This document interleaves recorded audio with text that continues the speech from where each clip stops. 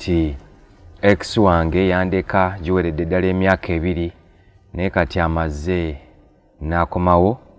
akomawo gyendi aŋŋamba tuddemu tubeere ffembi era ŋŋamba nti yakyusa embeera ze zakyuka ate ŋŋamba nti n'empisa ze ezatuleetera luli okwawukana zakyuka. Ntera nnyo bagamba nti soke kisinziira ku ggwe eki ky'oyagala mu bulamu bwo. Oyagala omuntu ono okudda? Bweweezuula nga ddala wandyagadde omuntu ono okudda kiri oke, teri ayinza kugaana. So naye kyandibadde kirungi nnyo ne weebuuza ddala omuntu ono ebyo byaŋŋamba nti yakyuka bituufu? Njagala okimanyi nti abantu tebakyuka mu bigambo, abantu bakyuka mu bikolwa.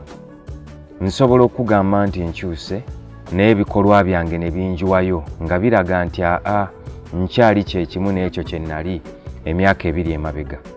N'olwekyo kyandibadde kikulu eri mmwe abaagala, because si buli omuntu tayagala kuzza ex we.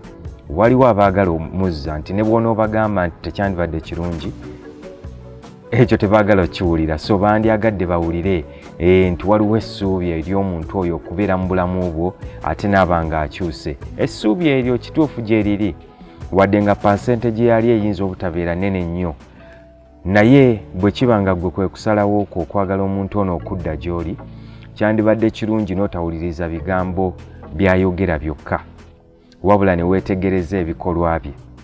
Mwe mwakadde obe nga weegendereza ebikolwa bye.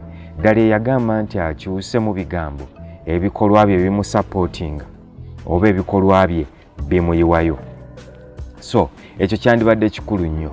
Bw'aba akomyewo oluvannyuma lw'emyaka 2, mwaka gumu, ebbanga lyonna ly'ayinza okuba nga amaliriza ne yeerowooza n'ayagala okudda gy'oli, weebuuze ebigambo byaŋŋamba nti yakyuka bimaakinga n'ebikolwa.